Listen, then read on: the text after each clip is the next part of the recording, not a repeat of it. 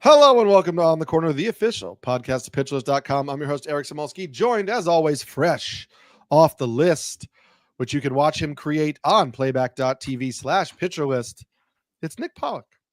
Nick, hello, sir. What is happening? How you doing, Eric? I'm good. How are you? I am very good. And we have a little bit early today because you might have a special dinner tonight that we hope goes well. Hoping to see a friend tonight. Yeah, it'll be, we'll see how it goes. But busy day. I told you before, I was on Rates and Barrels before this, chatting with Eno about you.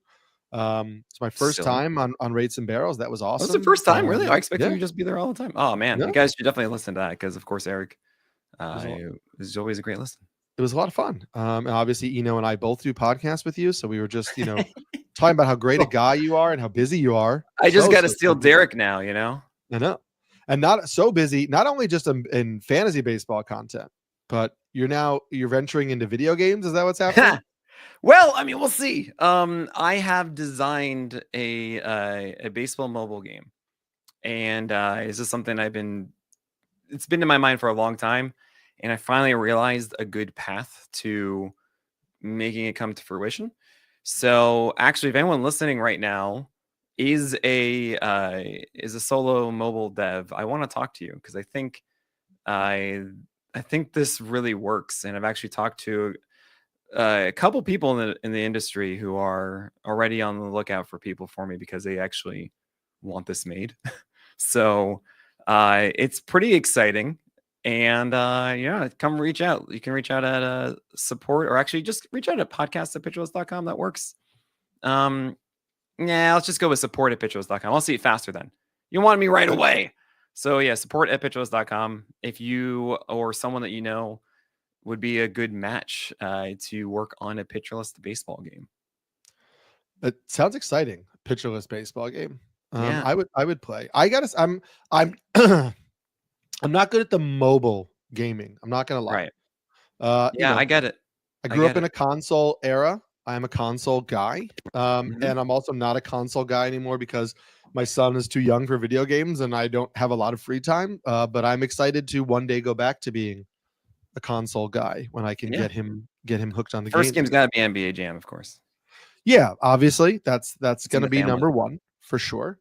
And then maybe get him into MLB The Show so I can stay up at 3 a.m. for no reason whatsoever. Or the pitcherless baseball game. We'll see. Yes. But we got a list today. We got a list today, and obviously, we're gonna make this list. The theme is gonna be video games. We were chatting about it. We both love video games. You've got the next hot hit on your hands. So video games is our theme. Lovely. Right. We're gonna start with tier number 1, starting pitcher number 1, Tarek Skubal.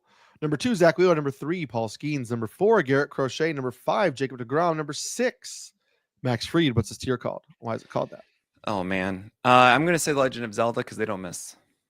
They don't miss. It's just always this is the best. And it's actually kind of interesting because you do have the Switch 2 coming out this week, and I'm not getting it right away because there's no new Zelda game that matters. So I'm just not. I'll just wait. I have not played Zelda since the original Zelda. Not gonna lie. Like the one that's just called The Legend of Zelda, or are you talking about Ocarina of Time? Yeah, no, I'm talking about the one that's called The Legend of Zelda. Oh wow. Okay, so there is a nice age gap we're seeing right now. Well, also it's also a gaming gap. Like I just I played a lot of sports games in college and then a few role-playing games after, like we talked about, big into Grand Theft Auto, Assassin's Creed, all that kind of stuff. And then I would say for the last decade, it's been a lot of nothing for me. Well, the tier number 1 is a whole lot of nothing to Movement Say for Crochet over deGrom, which I think that everyone understand. And I want to make clear, I'm still in on selling Garrett Crochet. I still feel that there are signs here of something not being quite the same as last year. At the same time, he has made up for that with improved cutters and sweepers, which is great. I still have a little bit of worry that he isn't the same person from last year. And it's one of those things, you just make a lateral deal. You don't need to sell 90 cents on the dollar. I'm not trying to tell you to do that. I'm saying, hey, look, you have an opportunity here to sell and be away from the the potential risk, I think, is higher than just like the normal injury thing that we talk about with everybody else. Yeah, we talked about this last week. You're talking about a legitimate sell high, like actually getting like a first round asset back for a first round asset, not trying to get something less than. Exactly. So yes, I get that. Tier number 2 starts with number 7, Yoshinobu Yamamoto, number 8, Joe Ryan, number 9, Logan Webb, number 10, Chris Sale, number 11, Brian Woo, number 12, Robbie Ray, number 13, Carlos Rodon. What's this tier called? Why is it called that? This one is going to be let's go with the Doom series. Okay. Because, you know, we know that is it is rock solid, but there are sometimes where it's like, well, Doom 3, what's going on? And it sometimes changes up, you know, sometimes a little bit different than you expect. Like Doom Eternal was, whoa, that's a way different way of playing. But no, it's these guys you can always depend on. You know, it's always going to be there. They're going to be legends of your leagues. I love all these guys. You got some comments in the playback chat at the very end about thanking you for being on Robbie Ray. And yeah, Robbie Ray was one of those guys we talked about before. You know, the hamstring injury at the end of last year, I think kind of like made him seem more injury plagued coming into this year than had he just missed the start of last season with Tommy John. And we will talk about this later on in the episode for one of the other pitchers. But I think it's a really good example of like the pitcher coming back from injury who pitched a little bit the year before versus the pitcher coming back from injury, right? And Robbie Ray was healthy and back injury after the All-Star break last year. The hamstring injury cost him time, but like we saw him on the mound. We saw him back. We saw him throwing. And maybe that made him a little bit more easy to depend on than somebody like Sandy Alcantara, who we did not actually see throw. And, you know, he was kind of like figuring it out and getting healthy as this year has gone on, basically. Yeah. I mean, I do want to say at the very least, like Robbie Ray could very well not be as good moving forward now, right? We had a series of starts where he was throwing too many fastballs, wasn't relying on his secondaries. We just saw a start of 12 whiffs on the changeup. And honestly, it's hard for me to really give aces going to ace with the Marlins on the other side of it, especially if you're a lefty against the Marlins, which is easier. Mm-hmm. And now he has the Padres. And you know what? I do have some regrets of giving him aces going to ace before the Padres game. I should have just said next one and we're good. At the same time, I think anyone who has Robbie Ray now is just thinking like, how could I possibly bench him? And that's really the feeling that I have for this. But I do want to, you know, I want to at least say I was not thinking that Robbie Ray is a top 10, top 15 guy in the preseason. And I do expect him to have some bumps in the road moving forward. That said, his skill set is kind of consistent, save for that anomaly that is just weird. And I don't expect to come back at the beginning of the year. So like, yeah, this is a guy who should be producing consistently. Yep. On a good team, on a good park. And so it all works. Mm-hmm. A lot of that works in tier number 3 as well, starting with number 14, Pablo Lopez, number 15, Hunter Green, number 16, Hunter Brown, number 17, Jesus Luzardo, number 18, Chris Bubich, number 19, Spencer Schwellenbach, and number 20, Spencer Strider. You love the back-to-back same names. Oh, yeah, you know, it's totally intentional. It is. It is. Absolutely. What's the tier called and why is it called that? All right. Tier 3, I would say it's a tier of looking on the outside looking in. And I would say it's a Sonic the Hedgehog tier because let's be honest, you are not Super Mario. Okay. And if anyone from Brooklyn, it's Mario, but because we all know someone named Mario here.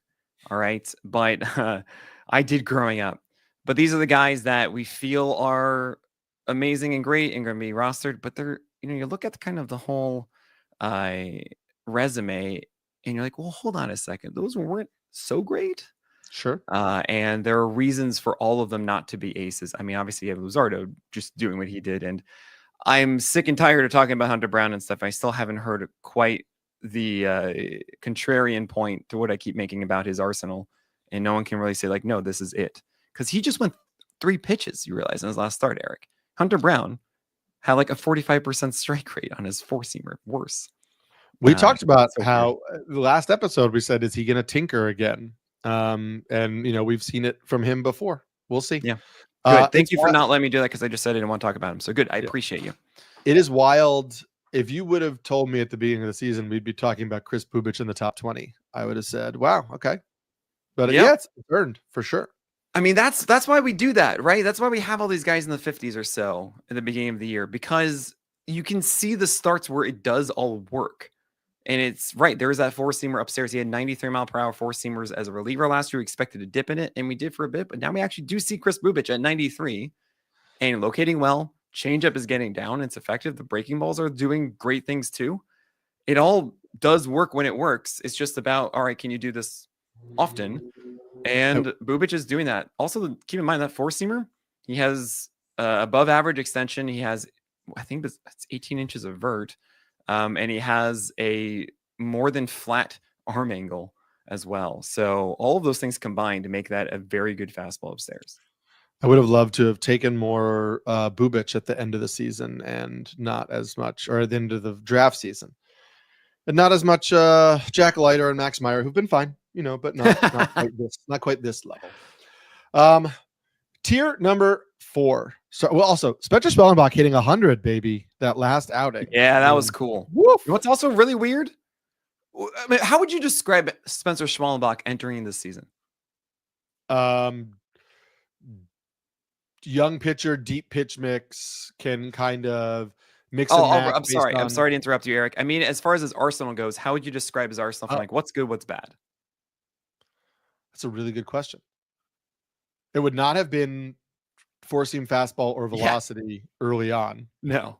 That would not have been. I've been maybe the third thing I mentioned. I mean, right. It was that his secondaries were really good, and he's playing the game of keep away with his four-seamer because that's the pitch that gets hit. And he could go 3 pitches to hitters of each-handedness and kind of like, Right. But what is he doing? Not dominant fastball. Yeah, foundational fastball. That's like it right now. It's like, what? Right. You're the absolute opposite of what we expected, but fine. And it's a big question of old skills versus new skills kind of thing. And things are going to change. This is not who Spencer Schwellenbach will be throughout the year. What I'm hoping is that the slider and the cutter curve, those elements really step forward before the four-seamer's effectiveness decreases, because it's going to. Yeah, I mean, we certainly would not have expected it to be that level right now, and so I think it makes sense to not expect it to be that level going forward, but we'll see. We'll see also about the pitchers in tier number 4, which starts with number 21, Dylan Cease, number 22, Freddie Peralta, number 23, Framber Valdez, number 24, Mackenzie Gore, number 25, Jack Flaherty, number 26, Sonny Gray. What's this tier called? Why is it called that? This is the Diablo tier, because as you play this game, if you don't know it, it is a loot slot machine, essentially. So you never know where you're going to get. Cherry bomb. I will say I wound up being wrong on Sonny Gray, and that's okay. I was in on Sonny Gray at the start of the year.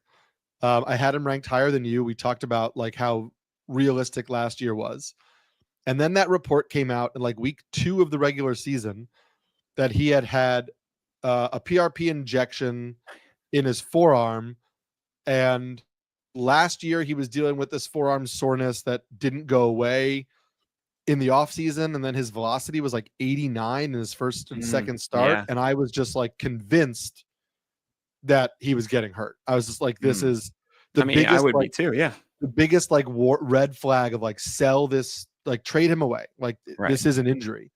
And he's just been really solid all year long. Yeah. Sonny Gray is either going to be Sonny or Gray.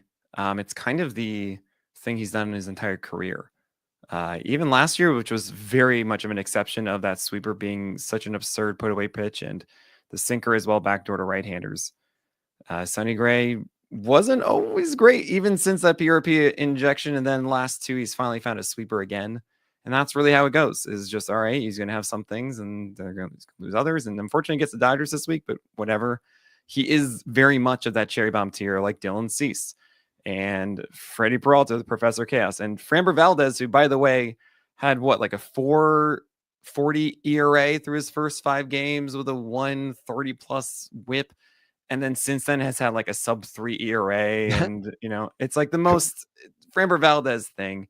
He's going to have those ups and downs. Complete game, 83 pitches, but he also had 9 strikeouts. So it wasn't even just like soft contact. The dude had Unbelievable. 9 strikeouts through a complete game and through 83 pitches. It's absurd. It's absurd that he did that. Yep. That's Framber Valdez. He's just, all right, he's going to have that. Then like, it'll be like 5 innings, 4 runs. The next one. It's like, okay, cool. All right, we move on. Crazy. Good for you, Framber.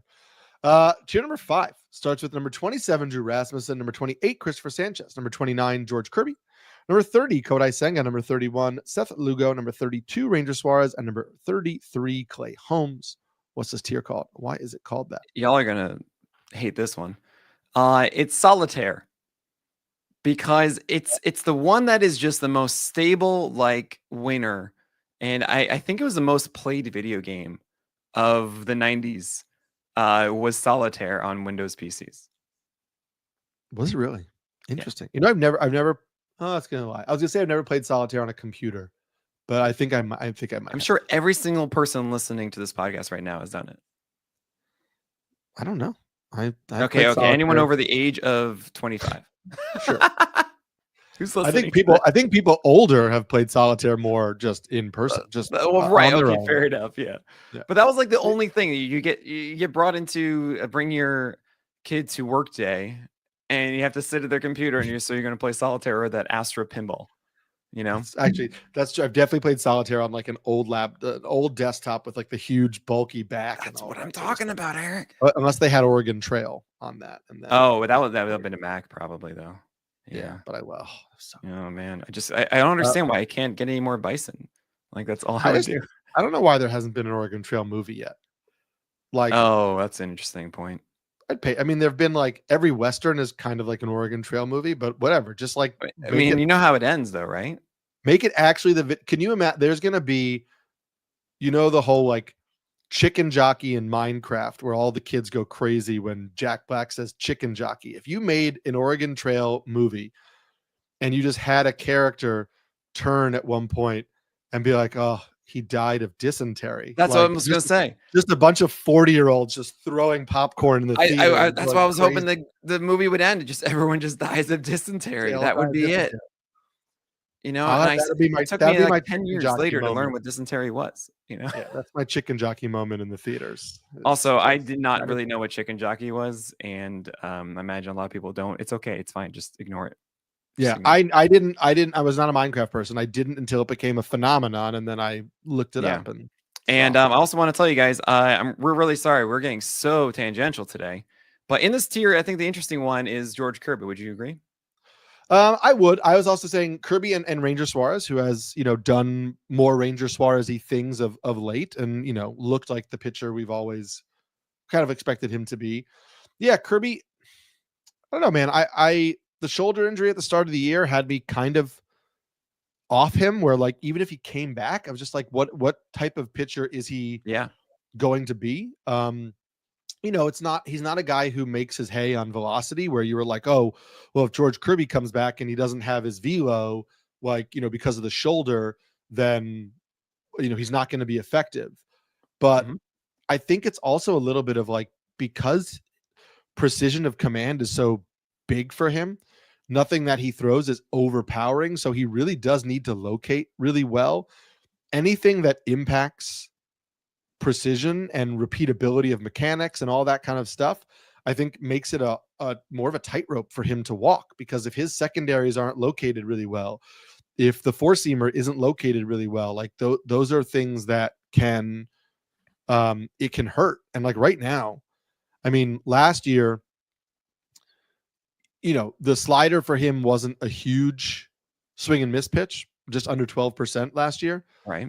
It's under 10% now, but a 63% ICR on that slider early on. Well, I mean, it's only 2 starts so far for but I just mean like you're looking at the zone rate is like the strike rate is way up. I'm looking like at the locations of it. The locations of the slider not good are way off.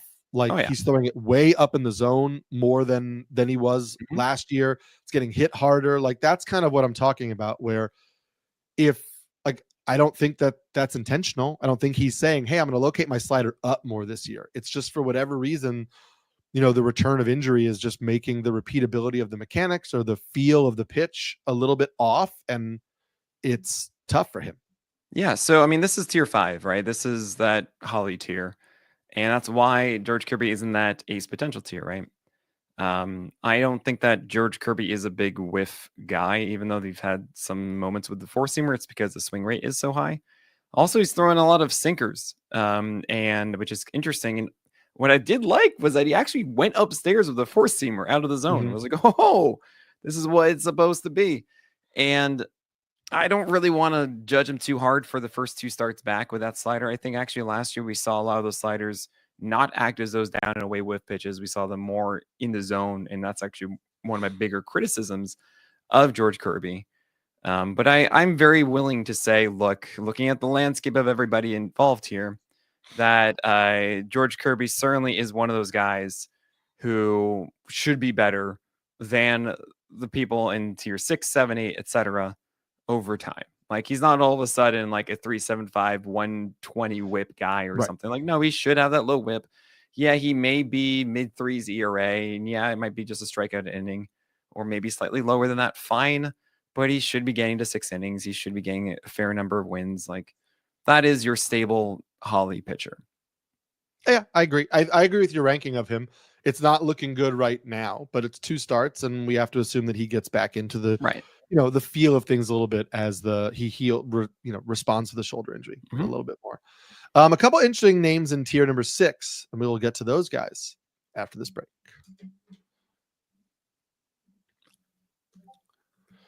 So this is our biggest tier so far. It starts with number 34, Ryan Pepiot, number 35, Kevin Gossman, number 36, Will Warren, number 37, Nick Pivetta, number 38, Nick Lodolo. You did it again with the double first names. Number 39, Ryan Weathers, number 40, Gavin Williams, number 41, Lucas Giolito, number 42, Andrew Abbott, number 43, Luis Castillo. What's this tier called? And why is it called that? This one is called No Man's Sky because you got to stick with it. They're going to be great. And if you don't know the story of No Man's Sky, it was a game that came out that was hyped up to be this big thing, and it was very bad at first. And everyone was like, don't believe his lies, etc. This is a game that came out like a decade ago, and this team has been working on it for over a decade, giving all these free updates as they've continuously gotten better. And that's what I really see with this tier. I initially had Bryce Miller and Sawyer Gibson-Long in here because I do think of those two pitchers as arms who should be rostered now for the understanding of, hey, I don't really think they're going to be the worst things ever at the moment. And by the time August arrives in September, these are going to be guys very much in the rhythm and good. And that's how I see it with Ryan Weathers and Gavin Williams and Lucas Giolito, right? I see those as, look, there are these tools and we know are good. And yeah, it might be bumpy a bit here and there now, but it's very well worth your time versus those in 7, 8, 9, who a lot of those might not be on your team in a month and change. And I think these are the ones that are better bets to invest in moving forward. Yeah. There are a lot of names in this list that I really like. I mean, really quickly, like you and I have talked to death about Gavin Williams, but the cutter is back. We talked about how the Dodgers start, right? 6 walks or so, but he had 74% strikes on his cutter. We're like, we don't care. Yeah. The cutter was like the only thing that worked really well for him. Yeah. And we were like, okay, this works for sure. And then we said that he would set up better in the start against the Angels, and that certainly worked. You talked about Will Warren extensively last week. Look, the Dodgers start was always going to be a little bit tough. He was on his heels from the start. I don't think you're going to begrudge a young pitcher too, for getting beat up a little bit by the Dodgers. But Luis Castillo is up a little bit here. You had some doubts about him. I know up 13 spots basically means he moves from tier 8 to tier 6, essentially. Right. But what are you seeing about Luis Castillo that's making you a little bit more interested than before? Yeah, this is one of the hardest parts about rankings for me is I do grouping. So all of tier 7 are your more or safer, more quality start focused kind of guys. And if you're talking about potential to be a top 30 arm, then it's tier 6 or tier 8. So if I don't think that they belong in tier 8, then they have to go to tier 6, and there's no real in between. So you could even say like Castillo should be 52 or something along those lines instead of 43. And that seems very differently optically, but it's not really that much of a change in my view. Castillo is getting more slider whiffs again. Kind of. Sometimes yes, sometimes Kind of. no. His fastball velocity is better than it was. Um, Look, I have seen Castillo look worse a lot this year, more than I usually do. And the fact of the whiffs being gone a ton with the change and slider have had me more down than I usually am on Castillo. I also recognize he's actually done well recently. He has another good series of starts ahead. The old story of Castillo is that he gets better when it gets hot, and that is now. Right. So if that's the case, then fine, I have him at 43. But who I think is actually more interesting and enigmatic, and that I just couldn't say no to anymore, is number 42, Andrew Abbott. He's actually the face of the list this week. Is he And really? not a single person predicted that. I literally asked all No. the chat saying, tell me who the lead is, and no one said Andrew Abbott. And the funniest part about it is I don't really buy it. He has a 151 ERA, a 103 whip, and a 28% K rate, Eric. And I'm not saying to everybody that that's real, because then he'd be top 15, top 20. But I can't deny the fact that his four-seamer has been better than expected, that his changeup and curve are somewhat, or even though they go kind of in and out, it doesn't really make sense. It's working, and you're not dropping Andrew Abbott right now. So fine. Here he is. Is this right, We Eric? we've never both of us have never fully bought in, but I at this point, like, you can't deny the results are the results. And so until he proves otherwise, like, you have to at least treat it like the vast majority of what he's doing is earned. There's nothing I see in the pitch mix. There's nothing I see when I watch him pitch where I'm like, oh yeah, this dude's a stud. But he was really good in the minors. He's been really good in big leagues. And so at some point he has proven that he can pitch and can get outs. And so maybe it's always going to be that the sum of the parts is better, or the whole is better than the sum of the parts, or whatever it is. But yeah, I don't begrudge you putting him this high. You want to? Do you know which pitch of his has a swing strike rate above 15%? It's not the slider. Well, of course you wouldn't know, because there's none of them. And at the same time, the main three, that is the four-seamer, changeup, and sweeper, I'm not including the curveball here, all of them have had an ICR underneath 36. So that's all just so interesting to me, because on one side of it, you're not getting the whiffs, but you're missing the barrel enough that they're returning outs, because he has a -5 hit luck on both the changeup and four-seamer. And if you don't know hit luck, it is based on our understanding of the pitch itself, saying, look, this is a good pitch or a bad pitch, and then saying, great, generally this means that you have X amount of hits. And he has a -10 on those two pitches combined. If you're wondering, well, what's the average? It is 0. We like the majority of pitchers have a hit luck of like +2 or -3 by the end of the year. So the fact that right now Andrew Abbott has a -11 this early in the season, among everything, is a little bit okay. We understand that that's probably going to change. And he's been really good at suppressing home runs. It's essentially a half home run per 9 that we've seen in the past from Abbott, which, yeah, 92% left on base rate, all of those things, that's going to be different. But how far back does it go, really? And a 28% K rate is not just a complete anomaly. Yeah, it's going to get worse, but I don't know. I think you're going to hold on to Abbott at this point, and then we just kind of ride with it as long as it goes.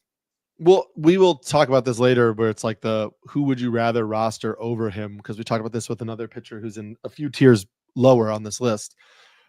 But it does kind of become that. It's like, sure, there are guys who are ranked lower who have more upside than Andrew Abbott.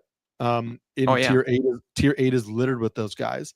Yep. But those are also guys who may only throw 4 innings, or may give up 4 runs in 4 innings, or whatever it is. And so it's at some point there's a little bit more security in the fact that Andrew Abbott has continued to do this, and we can maybe trust that over, hey, I'd rather take some of these guys we'll get to later who are like quote unquote trendier, sexier. They have more swing and miss upside. But it's like, there's boring consistency in Andrew Abbott. He could be settling in to be that guy.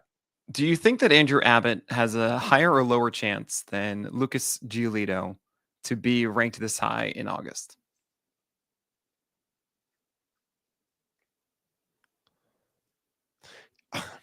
He has a higher chance. He's the safer bet too, because Giolito has the injury history and the current injuries that he's battled and Assuming the health. inconsistencies.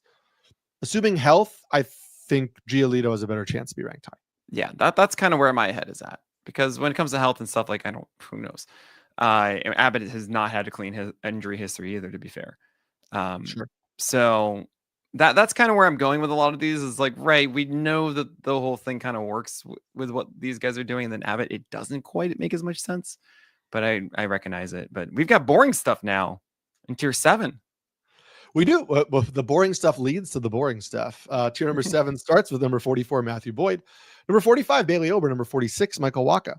Number 47, David Peterson. Number 48, Matthew Liberatore. Number 49, Merrill Kelly. Number 50, Jamison Town. Number 51, Tyler Malley. Number 52, Zach Eflin. What's this tier called? Why is it called that? This one is called, oh man, am I really going to do this? All right, fine. It's called Number Munchers. This was a game that I played in school that I was like the entertaining video game that was literally like, it was math problems and I needed to move this character over and munch on the correct answer. And I was like, oh, this of all the boring things that I could do at school, this is the one I want to do. So that is what this tier is. These are the Hollies. These are the ones that are better than the Tobys, but they're still kind of boring. They're not like the exciting ones that we hope will then turn into aces. These are the ones that are like, no, this is a step above the guy who I'm angry I want to drop, but they're not the elite of the elite. Yeah, I get that. I don't know that game though. Oh man, Number Crunchers? Maybe it's Number Crunchers. I don't know. It's just like looking like frog looking thing and with like weird legs and stuff. Don't worry about it. I know Frogger, but I don't know. I know you do. You're talking about NES games and stuff. Eric, we've got clearly a gap here. I get that. I get it. So what I don't get is the listen, I know big red numbers are just moving from tier to tier, but you're down on David Peterson. Yeah, I was too high on him last time. Okay. So I think that's really it. It's also just like how these are structured.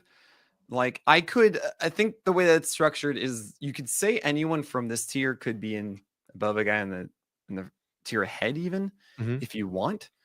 But I do need to recognize that David Peterson hasn't been too consistent when it comes to his whip over the years. And that's still something that sits in my head. He did well actually over the weekend. I was happy with it. I don't want people to freak out about the negative or the red or anything like that about it. David Peterson's cool. I just think about it with Matthew Boyd, Ober, and Walk. I'm like, yeah, I think that Peterson has a little bit more of risk in the whip department. And as far as the strikeout potential with Matthew Boyd, I like that more. Michael Waka has been far more consistent. And then Bailey Ober, we actually were talking about it before. I was going to ask you to speak on that because you talked a little bit more about Bailey Ober during on the playback thing. Yeah. I mean, there was a 3-inning rainout game that someone mentioned, and I missed that initially during the rant, and I appreciate that very much. Like, duh, of course, I remember that. But yeah, Bailey Ober has been kind of strange. His four-seamer and changeup are the pairing with the cutter and the slider not really being that good against right-handers. It makes me terrified, and he's not being efficient. He's not going 6 and 1 or 2 runs like the Bailey special from last year anymore. Yeah. And I'm feeling worse and worse about Bailey Ober every time he pitches right now because I'm not feeling like he's a well-rounded. Like, yeah, I know you're going to go 6 innings. I'm just hoping you take down lefties as you should and then get away with stuff against right-handers. And it's annoying. Do you see do you see something that stands out as like, this is what has changed? Yeah, the slider and the cutter are just worse. And the four-seamer also is at 90, hoping to be 91, while we saw 92 plus last year. Okay, that's fair. And so maybe those are things, I guess those are signs for us to watch for, to see if we can get those things back as we get Bailey Ober back to where he was at before. Liberatore, we kind of knew that like there was a little bit of a, hey, why is he succeeding as much as he is? Like, he has added secondary fastballs and not thrown the four seam as much, and he was throwing the changeup early in counts more often, but there wasn't like there wasn't a major difference. And so that seemed like some regression was inevitable, and we saw that against the Rangers where they got to him a little bit. I personally don't think that changes how I view Matthew Liberatore, because I always felt like he was over his skis a little bit in the Yeah, early stuff. he's fine. I mean, I think lefties also get a little bit of a boost in the majors in general. So as long as he's throwing those four seamers effectively and having them paired with something else secondary wise against right-handers, then we're cool. Hopefully it's a changeup. Sometimes we just cutters get in there, the curveball as well, and the slider, and hopefully more of the slider than the cutter to lefties is a big thing there too. But he's fine, right? And I really want to keep in mind, like, Liberatore is around Merrill Kelly and Jameson Tyone and Tyler Malley and Right. Zach Eflin. Like, And it these makes are so much not. sense to me. Sorry? That makes so much sense to me. Right, exactly. Like, these are guys that we think, hey, cool, you can go 6 and you have a good chance of being productive for our 12 teamers for 5x5. And I often say too, people ask me things about quality starts and points. And it's really funny when people get upset about these rankings because this guy gets this many quality starts or he's really good for points leagues. And I'm like, well, cool. This is for a 5x5 wins league. And if you feel that these guys are better for that quality star and points league, awesome. This is where you then would push them up higher because it's that, right? So that does mean, though, hey, go 6 innings, you get a higher chance at a win. So there's a benefit, of course, of that. And Liberatore, yeah, it's an amazing defense behind him. The Cardinals' defense is phenomenal, and that helps him keep those down. That's the same reason why Merrill Kelly and Jameson Tyone are here. Right. Those are also fantastic defenses, the Cubs and the Diamondbacks. I actually think the Rangers are too. Tyler Malley, what's up? So Shazam, there's your 4 guys, all defense focused, right next to each other. Yeah. And Waka, if I'm mistaken, well, I guess their second base. The Royals can be good. I don't know. Yeah. A little bit worse this year. Yeah. Now this tier is where I live, and that's why this is the hardest part. So some of my teams are struggling because these are all the guys where I'm like, give me all of them, and then you can't build a rotation that way. But tier 8 starts with number 53, Sawyer Gibson Long, number 54, Shane Baz, number 55, Zebby Matthews, number 56, Bryce Miller, number 57, Edward Cabrera, number 58, Mick Abel, number 59, Grant Holmes, number 60, Kyle Harrison, number 61, Landon Roop, number 62, Hayden Birdsong, number 63, Cade Horton. This is a party I want to be at, but what is this tier called, and why is it called that? It's Super Smash Brothers, because you just see the long cast of characters that you all get excited about, but we don't actually really know who's going to be the S tier. Okay, who's going to be the actual one that is good to win games in Super Smash Brothers win? Sure.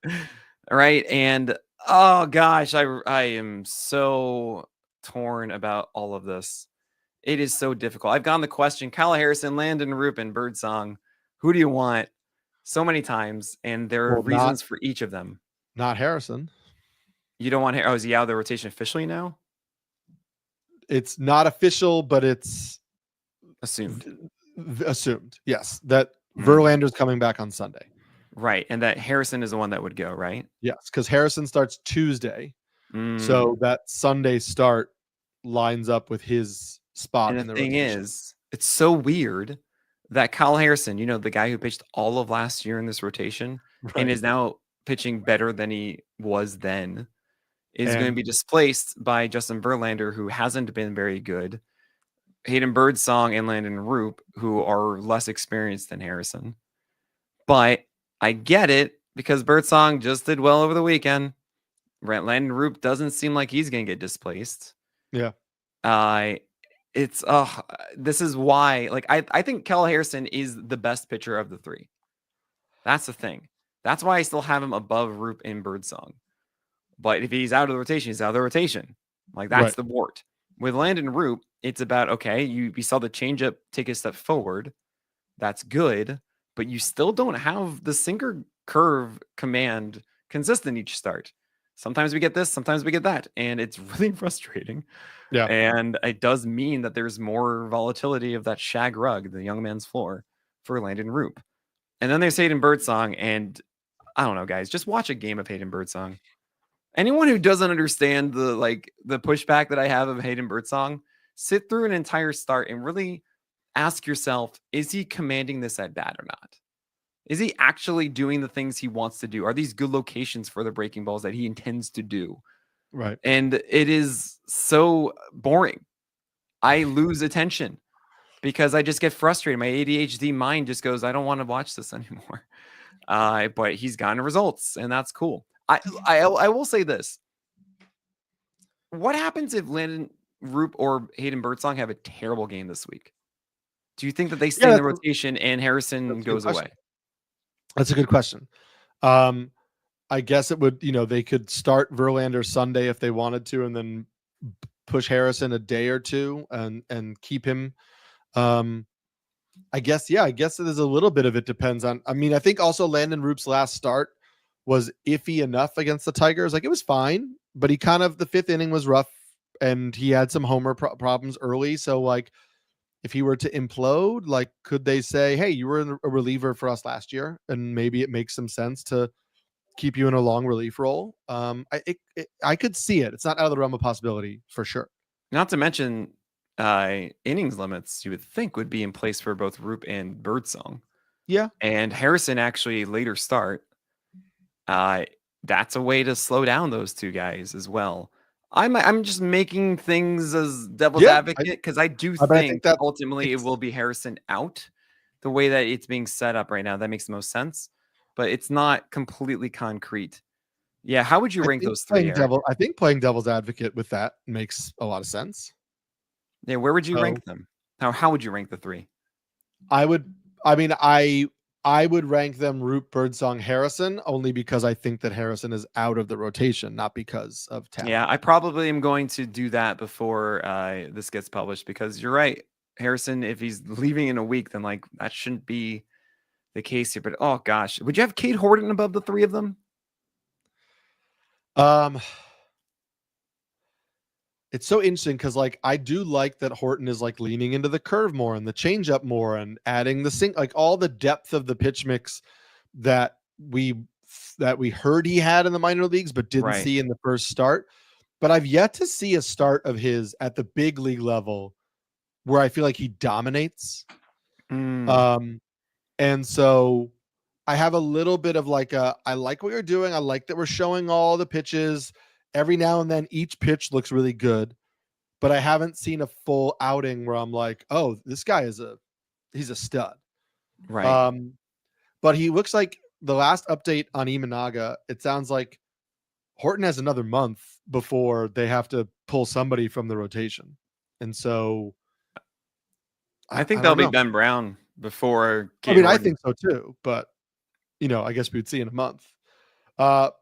But anyway, I guess that's saying like my heart wants to rank Horton over them, but my head says that's probably irrational. Yeah. I mean, the thing about Cade Horton is that his arsenal does speak to Holly. Doesn't speak to the overwhelming strikeout ability of Kyle Harrison or Rupert Birdsong. Mm-hmm. It speaks more to, cool, you can go 6 innings consistently because it's a cut 4-seamer. And it's a good curveball, but it does really feel like he should be getting a lot of good weak contact and pitching more efficiently than the other three. And that's what I like about it. You get a good cut fastball with that defense behind him and good offense supporting as well. It just feels safer, and is why I might consider doing that move too. But I want to actually shift to the first half of this tier, because how should I be doing this? Like, Sawyer Gipson-Long, I'm such a fan. I actually, if you guys don't remember, I put out this tweet in like February. You did, February. Yeah. And I said, all right, I've got a guy who is my number one sleeper. And there were really two. It was Dustin May was one, because he was getting drafted like 600 at the time or something. And then Sawyer Gipson-Long was the other one. And everyone, I put in the Discord, and people were saying, well, he's hurt. I'm like, I know, but if you draft him, he'll be back by June. and he has 99th percentile extension. He has legitimate drop on all of his pitches, and also a flat attack angle for the four seamer to utilize upstairs. It is an arsenal that speaks to efficiency and just consistent production, essentially. And he showed that in those 4 starts that we did see of him actually being able to command those pitches down. I really do feel like I do about Sawyer Gipson-Long with, say, Gavin Williams and Lucas Giolito and friends of, you give me Sawyer Gipson-Long now and you will be very happy over the next 4 months that you have this guy on your team. However, Eric is the voice of reason. And tell me why that was a silly idea to put him into tier 6. I just said I have corrected I've needed to recalibrate my desire to put exciting pitchers into my lineup who are coming fresh off of an extended absence. And, I've always kind of said, well, I'm anticipating there's going to be some inconsistency, but we know the highs are probably going to be pretty high. And I'd rather keep them on my roster because I think the upside is great. And if it clicks, like, all those things you said about, like, if it clicks for Sawyer Gipson-Long, what the type of pitcher he is. I just think we've seen enough of a track record that these guys who have missed full seasons and are getting back into games now, right? So this is what I was alluding to before when I talked about how we saw Robbie Ray pitch for a couple months last year at the big league level, that Sawyer Gipson-Long is going to have bumps, some ups and downs. There's going to be peaks and valleys, however you want to phrase it. Like, there is going to be a lot of time for adjustment, and maybe it's a prolonged, like, 2-month thing that Sandy Alcantara is going through, or maybe it's a 1-month thing, or whatever, or maybe it's like a Lucas Giolito thing where 2 starts are great, 1 start is awful. 1 start is great, the next start is awful. And that is really difficult to roster because you kind of don't know when the good or the bad start is going to come. Decision making is difficult. And, That's one of the things I value so much. and so the Sawyer Gipson-Long thing is like, first of all, remember that he should still be rehabbing. Like, if Jackson Jobe was not hurt, Sawyer Gipson-Long would still be making rehab starts. Right. He only threw about 53 pitches or so through 5 innings.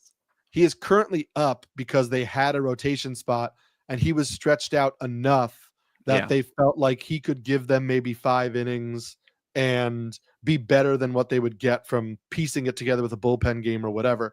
It may be 2-3 more starts before we see like a fully stretched out Sawyer Gipson-Long. So then you're also playing that game of like, there's a guy who hasn't pitched in a year who also isn't fully ramped up.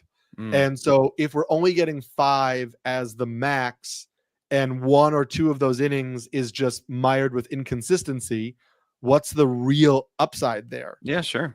And so I'm going to pass on him for right now. And I also am passing on him for right now, acknowledging that he could come out and look great, and then I won't have the opportunity to get him again. And in August, I could be saying, man, if I had only been more aggressive on Sawyer Gipson-Long. So, and I just think you have to roll the dice on that. Yeah. So, and I'm happy that you convinced me out of tier 6 there. And here at 53, it makes the most sense. Just because you have tier 7, if you need the production, you got it. Go get it. Right? That's what tier 7 is. And to me, I'm very much a believer of, again, I watched that start, or at least saw the data of that one. Extension is still very much there. He's gained the movement that we want to see. Location's not really the best thing ever. A lot of hittable sinkers down, not out of the zone, not really neck beer to this. Sliders got whiffs, so did the changeup a little bit, but like they didn't look like as if they should have, based on when they were located. And also his velocity did dip to 90 miles per hour come the 5th in change. So keep in mind that's like 92 is what we expect from Sawyer Gipson-Long, something like that, 91.8 or whatever. And yeah, this might take a start or 2 to get going. I am saying, look, we're talking about this stuff in the same tier as Mick Abel and Grant Holmes and Landon Roop and whatnot. And I think you will be sad not to have him in like a week or two. Maybe. And that's how I view him. And also, I'm breaking in the chance that maybe you don't want to have him then. I do think that the stuff itself does speak to a higher floor initially than at least what his approach is, how he does it. It's not like one of those guys that just, here's the glove, go throw it somewhere or whatever. The way his pitches move, it's always, we even saw that in 2023. We saw that even in the rehab starts. These pitches induce outs very effectively. As he goes down, it's no surprise with the same extension that he had before. So that is kind of the reason I think I'm a little bit more aggressive on him, because I don't think it will be that bad out of the gate after the first start or two, because I don't want to start him, even though it's the White Sox. Yeah, he's not going to be throwing more than 65 pitches. It's just not worth the chance there. But you might see over 70 by the second one. And we've seen guys like even like Drew Rasmussen throw 77 pitches to go through 6. And I don't think that Zoe Gibson-Long is too far away from that. Yeah, I guess based on your logic, I don't mind him being in this tier. There's some guys in the tier I would have above him, but again, we're talking about who would that the be? Same tier. I can tell you who that would be, but I'll tell you right after this break. The guy I would have above him is a guy I picked up in a lot of leagues over this weekend, because the guy I wrote about on Wednesday in my starting pitcher news column, it's Edward Cabrera. Oh, and to me, it's also like so much. Sorry. Edward Cabrera is the other end of like a lesson I've learned, which is like some of these guys are never going to hit, and Edward Cabrera may never put it together. Totally possible. But he's also 27 years old. So he's not really that old, but he is old enough that he has had experience at the big league level to try to learn how to get outs at the big league level. A few like huge changes for him this year. He lowered his arm slot by 6 degrees, which is not a small change. That is a lot. Yeah. That's a big change.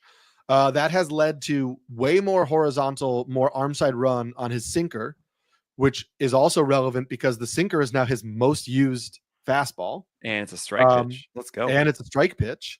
The lower arm angle has also led to kind of like a loopier movement profile on the curveball, but he has really leaned into the curveball as a 2-strike pitch to lefties, and the swinging strike rate on that pitch to lefties has jumped. And so he is then kind of backed off the slider to lefties and is really leaning in on the slider to righties, especially as a whiff pitch. So now he has a whiff pitch with good swinging strike rates to hitters of both handedness, a fastball that he can command 4 strikes that's kind of eating up righties a little bit right now.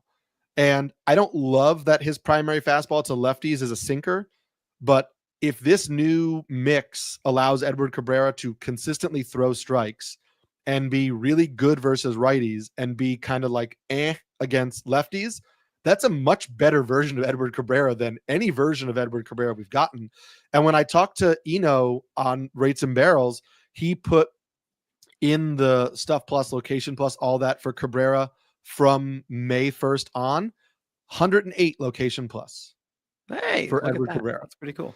So if you're getting Edward Cabrera with above average location, or even kind of like average location, to me, like that's, hey, here's a pitcher I've been dreaming on for years who we kind of kept saying he has the ability to do this, he has the ability to do that, and it never hit.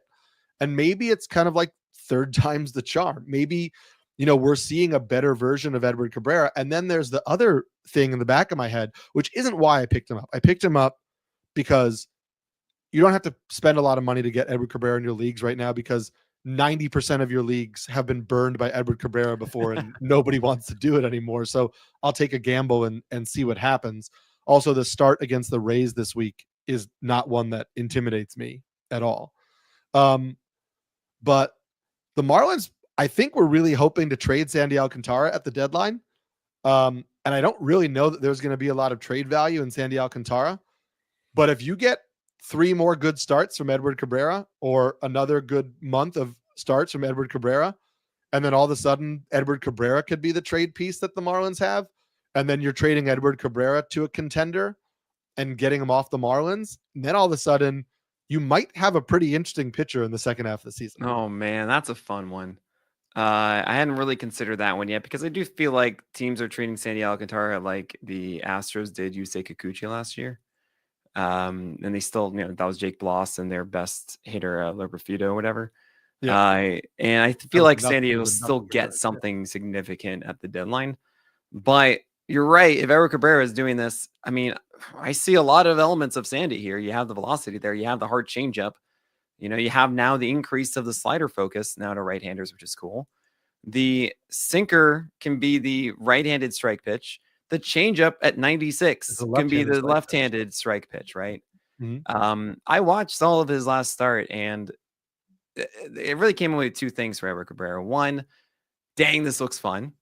This is much more in control with everything that he's doing. I've seen a lot of him over the years, and so many times it's just like, you throw this and it's just a big waste pitch or whatever. Very much more centered and consistent. Two, the fastballs are still hittable, and it drives me nuts. Yeah. and then really that's one of the things that's just consistent with the Marlins pitchers, like him and Alcantara and was Luzardo. Like these fastballs are just hittable. It was a bit with Lopez too back when he was a Marlin, and it bothers me a lot. I have Cabrera here and I wanted him higher, and also I couldn't because we have actually seen Eric Cabrera look good in the past. Yeah. It's not like he's always been just bad. It's we see these mini little stretches of him actually looking like this, and then it goes away. And we've also seen the four seamer dip away for a moment for something really good or whatever. I want to believe I'm on the same page as you. I feel like this is the best version, but it's still not totally believable yet. And it kind of feels to me, it's really funny. This might be the peak of Eric Cabrera and the nadir of Sawyer Gibson Long, right? We might be like at this moment of wondering if one is the other. Yeah. And really, honestly, we could have just spent this entire podcast just talking about tier 8 because we could, you're making all of your choices right now. Even there's like Mick Abel, But these are I think these are the ones that are interesting because you kind of know the good pitchers are the good pitchers, the streamers are the streamers. Yeah. When you can hit on a guys from this list, like we didn't even talk about Zebby Matthews went 7 innings. His last Zebby Matthews looks like a Holly who throws 97. If like what?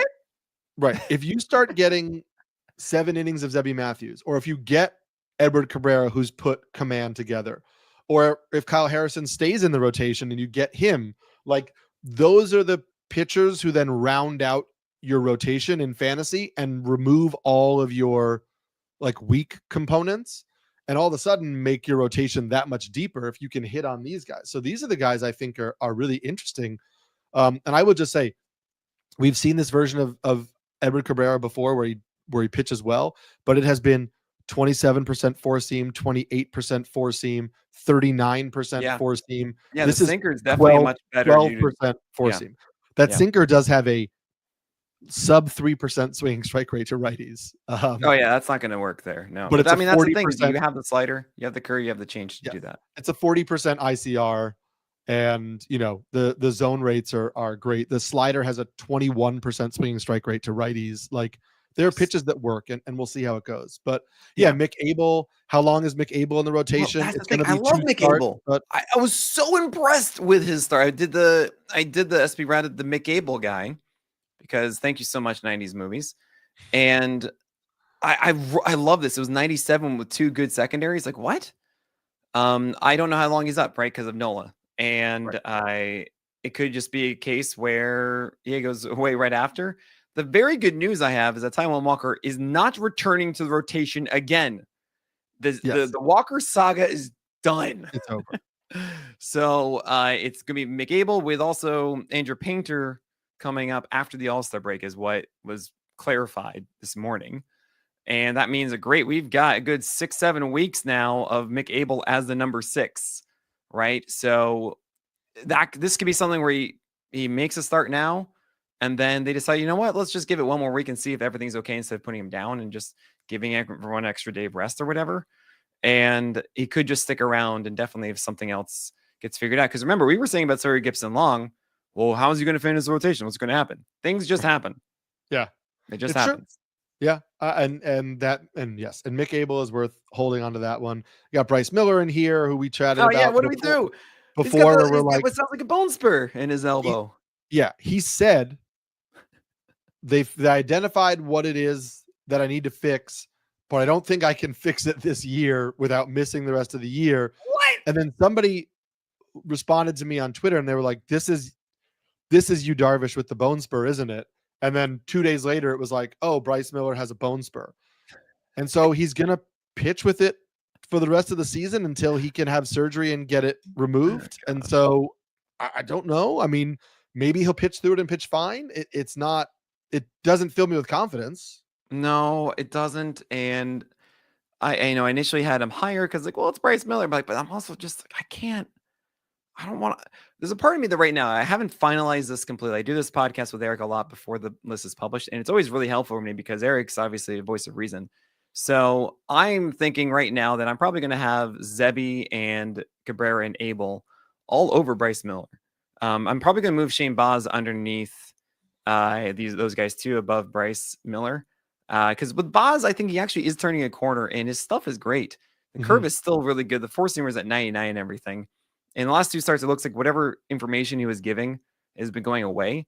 But I do think there is something lacking here, which is a really good third reliable pitch. And my gosh, he's left 4 home runs on the slider in like the last 36 he's thrown, which is insane.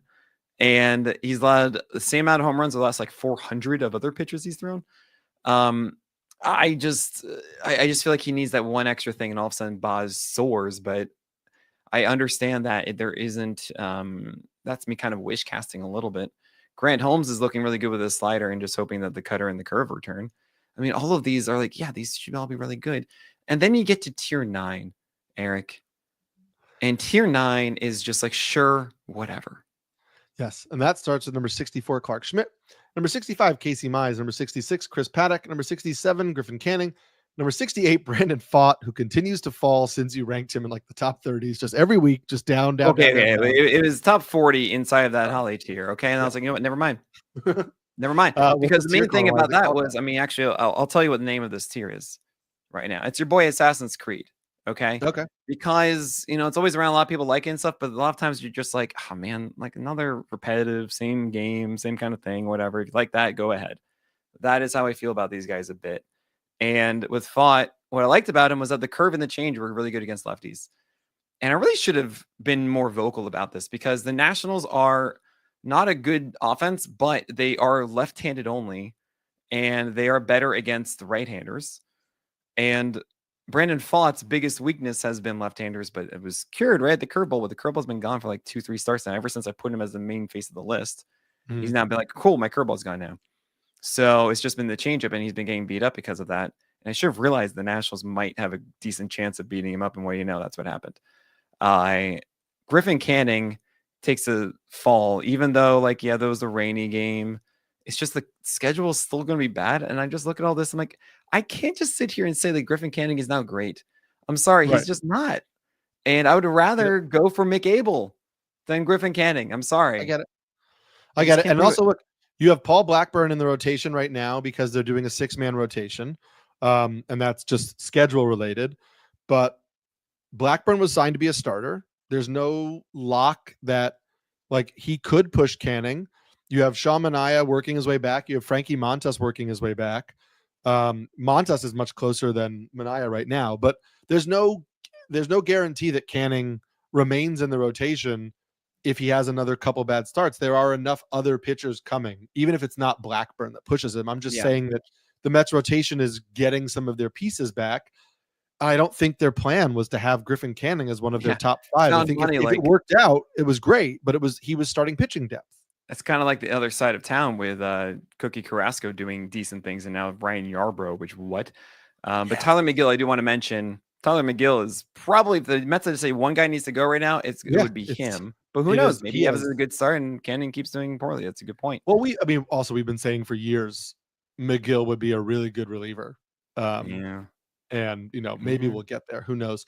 Clark Schmidt, still in on Clark Schmidt. The Coors start wasn't great, but whatever. I don't think you're really worried about that. He's looked really good otherwise. And Chris Paddock, respect to Chris Paddock, man. Seriously. And the last outing, like I watched it, and it was a good. It wasn't like it was a good, legitimately good outing. Like Right. 94 at the top of the zone, change ups below the zone. Like it worked. Well, the slider's new. The slider is more of a cut slider now. Like 87, 88, not like 85, with less drop and like less movement, but harder. And I think it lets him spot it a little bit better. And that's good. I'll take that from Chris Paddock. I remember actually when he first came up, he had like this 91 mile per hour cutter. Maybe it was 89. I call it the golden pitch. I got him all these strikes and everything. Yeah. I want that back. I don't need the big whiffable slider. I just need that. Yeah, so hopefully we see it. It has worked. So yeah, props to him. Oh man, I take that back. By the way, I'm thinking of Casey Mize for that slider. By the way, he had the golden one, but Paddock's now trying to get that one. Paddock was the curve. Paddock had the curve. Mize new slider. Yay. Yeah, Paddock had the curve with the change. I've always confused these two, and I'm surprised that no one else. And everybody wanted Paddock to lean more into the curve, and he could never find the third pitch, and all of that. Tier number 10 starts with number 69, Lance McCullers, number 70, Dustin May, number 71, Tanner Bybee, number 72, Zach Gallen. What's this tier called, and why is it called that? Oh my gosh. All right, this is your cyberpunk tier because you're like, just please be good. Just please be good. Like, people are really in on this and they see these names like, oh man, please be good. But you don't really know if you're going to get it there or not. And this is the hipster tier too. You have McCullers going 12 strikeouts. That's awesome. I don't know if he's going to throw enough strikes consistently, but you got to do it against the Pirates and good luck. And then you have Dustin May, who is leaning a little bit more in the cutter, and I'm more encouraged. It's just not a great schedule, and it's not a guarantee that you're going to like it at the end of the tunnel, essentially. Tanner Bybee, who I don't know, man. And Zach Gallen, who is trying to figure things out on a given day. I actually think he pitched better than the Lions suggested last time, but it's just frustrating. And we're at this point where there are so many, the landscape always changes. And right now we're seeing more that are stabilizing as like, cool, we know what you are, and this is cool. Mm. And we're also seeing more interesting names changing themselves for the better and new ones coming up, and there are things to go and chase. But then you have like Tanner Bybee and Zach Gallen, who are just not finding that groove whatsoever. And they are headache-inducing pitchers stifling the entire roster. Yep. Yeah, this tier is, I'm going to avoid this tier. Dustin May, strikeouts are back, I guess, or there for the first time. Who knows? Dustin May. Tier number 11 starts at number 73, Jack Leiter. Number 74, Shane Smith. Number 75, Ben Kasparius, who's getting a spot start this week against the Cardinals. Number 76, Taj Bradley. Number 77, Ryan Nelson, who we are assuming is in the rotation following the Corbin Burns injury. Yes. We have not heard the MRI results on Corbin Burns. Number 78, Noah Cameron, who we know gets at least one more start this week, also against the Cardinals, before probably losing his rotation spot, ? Yeah. Number 79, Tyler McGill. What's this tier called? Why is it called that? This one is called, no, I don't want to call it that. I have like so many random things in my head. I'm just like, this is terrible. Let's go with the StarCraft tier, because you have to be very tactful in this real-time strategy of figuring out who is on your team and who is not. Because Ben Kasparius, it's a spot start. We do like him as a starter. Are they going to lean into this if Ken Kershaw just isn't good enough? If like Landon Knack doesn't have that same start again like he did against the Yankees? Maybe. Hey, I don't know. Emmett Sheehan through 3 innings in AAA. Oh my gosh. It's like the Dodgers have so much depth and so little depth at the same time. It's pretty funny. Yeah. And then you have Ryan Nelson, who is still missing a really good number 2 pitch. He's trying to change his secondary slightly, but the fastball's still really good. So I like that. Noah Cameron hopefully kicks out Lorenzen, let's be honest. But at the same time, he has been very fortunate a bit with his matchups to get the results that he has had. And I'm not going to hold on tightly there. And Jack Leiter, he looked better in his last one. He looked a lot more taking the right step, but you just don't know. Yeah. We just don't know. I will say and Ryan Nelson, we chatted about this before we started. Ellie De La Cruz is going on the bereavement list Wednesday following their game on Wednesday. So for that series between the Reds and the Diamondbacks in Cincinnati, there will be no Ellie De La Cruz. I believe that's Zach Gallen and Ryan Nelson are both starting in that series. So something to consider. You probably don't want to use Ryan Nelson in Cincinnati, but in Cincinnati against a Reds lineup without Elly De La Cruz might be a little bit more enticing to you. And then Ben Kasparius, I spoke to him when he was here in New York. And there's an article I put up on NBC Sports Roto World where I talked to him about, the changes he's made this year, and specifically asked him, one of the things that I had noticed was that he was not going inside to righties. And I specifically asked him about pitch changes that he would make had he moved to the starting rotation. And he basically just said, yes, I would go inside more to righties. Like, you have to find a way to attack inside, or at least show inside, so you can set up the stuff that attacks away. But he kind of talked in the article I posted about things that he would do differently as a starter. And I just think that's interesting, because if he does transition into that role, some of those, like, hey, this might not work, I think we're going to see him approach things differently as a starter, which he pretty directly said, rather than if he knew he only had to face everybody once. Right. Oh man, that'll be fun. But yeah, I just double checked it because I get them all confused all the time. Right. Chris Paddock does have a new slider now. Okay. And he threw it more than the curveball in Sunday's games. And 17 times versus 15. It's a cutter focus one at a 41% CSW. I'm kind of intrigued by that. Yeah, that's worth looking into for sure. Mm-hmm. I might look into it this week. Now you've piqued my interest. There you go. Yeah, always, of course. Look out for Eric's article about pitch mix changes on NBC. Look out for it Wednesdays. NBC Sports Roto World. I'll tweet it out. Number 12 starts with number 80 Tomoyuki Sugano, number 81 Michael Soroka, number 82 Walker Buehler, number 83 Jose Barrios, of course, number 83 Jose Soriano, number 84 Jose Barrios, because you had to double the first names again. Number 85 Nick Martinez. Barrios. Number 86, Brady Singer. What's the tier called? Why is it called that? Just kidding. It's whatever game is in your Game Boy, because it's just like, it is a game, and so you're going to play it. You did it as a kid. That became your favorite game because it was the one you had. Tetris. Yeah, there's nothing really here for me. I have always been a sucker for Jose Soriano, and I will want to believe there's nothing wrong with your ranking of him, but he still stands out to me as a name where I'm like, there's something, I just don't love how you're utilizing your pitch mix this year, but whatever. Well, he's a piece. Poor execution, awesome stuff. Yeah. Buehler, same thing. It has not come together for Buehler this way I had thought it might. But what are you gonna do? Mm-hmm. Number 13. Speaking of not coming together, number 87, Sandy Alcantara. Number 88, Ben Brown. Number 89, Luis L. Ortiz. And number 90, Mitch Keller. What's this tier called? Why is it called that? This is that point and click adventure game that you played where you just get stuck for like 2 hours and you go, what do I do? Yeah. I mean, look, Sandy Alcantara, I get it. He gets Rocky Road, guys. I'm starting it. I know, right? Right. I started him in a few places this week. And I'm just like, I don't know what I'm doing, but we're going to give it a shot. It's like maybe against historically the worst team ever. Drop him now. But then I was like, oh, wait, hold on. It's Rocky Road. Yeah. If I can't start him against the worst team ever, we got problems. Yeah. Oh, man. This is Ben Brown. And I got a comment that I'm not giving enough love to Ben Brown for doing well against the Reds carpet. Well, I mean, he didn't do well in Cincinnati before that. Yeah. And he's exactly the same guy he's always been. I feel like I am that coach. He is who we thought they were. Okay. Right. I posted something in his terrible 2-start week where I reposted the Mean Girls thing. That's just like, stop trying to make fetch happen. Yeah, it's not going to happen. Ben Brown.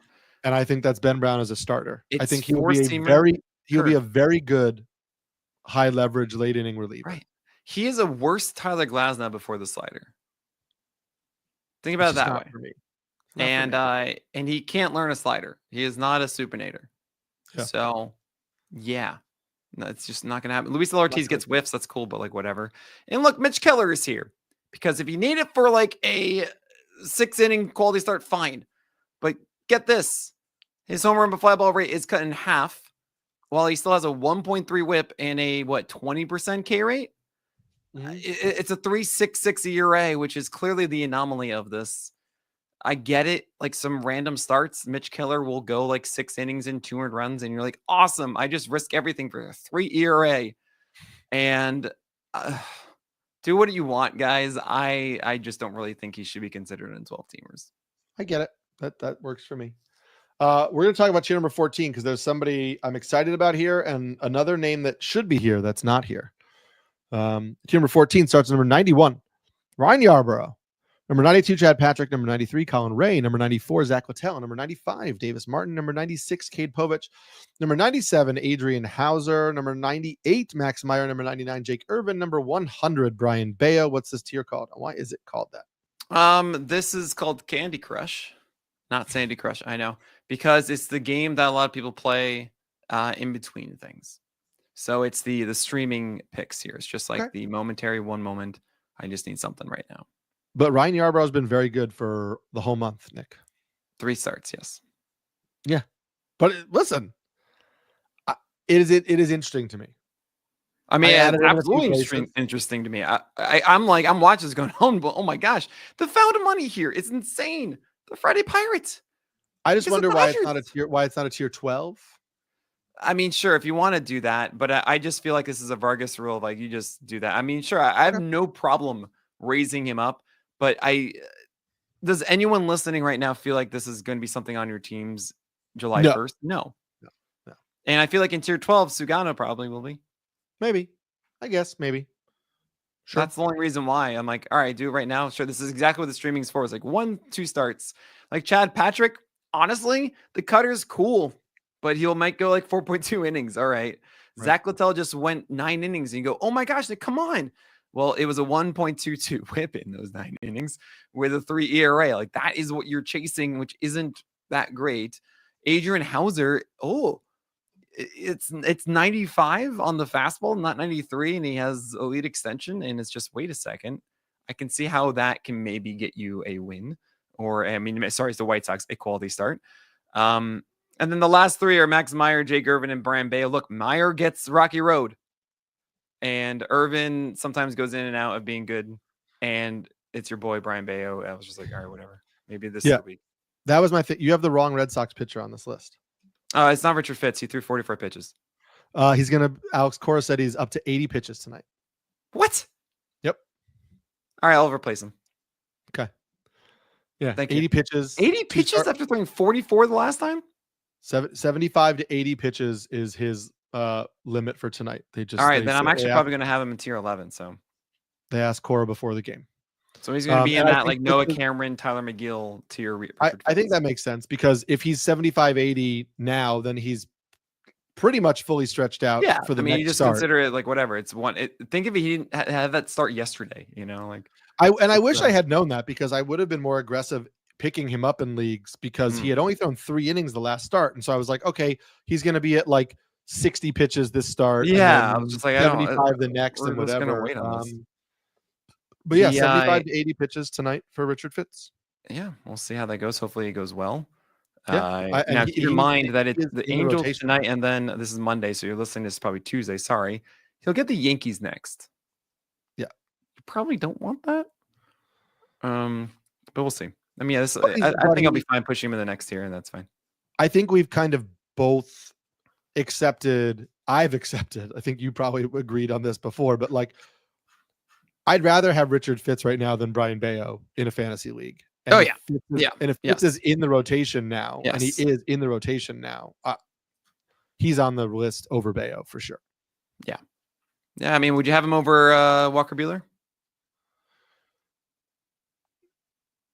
No. Well, but Buehler, I mean, I guess depends. If you're looking at just this week, doesn't Buehler just get the Yankees? Well, I mean, it's not just this week, though. Buehler's kind of is in that Toby tier is the thing.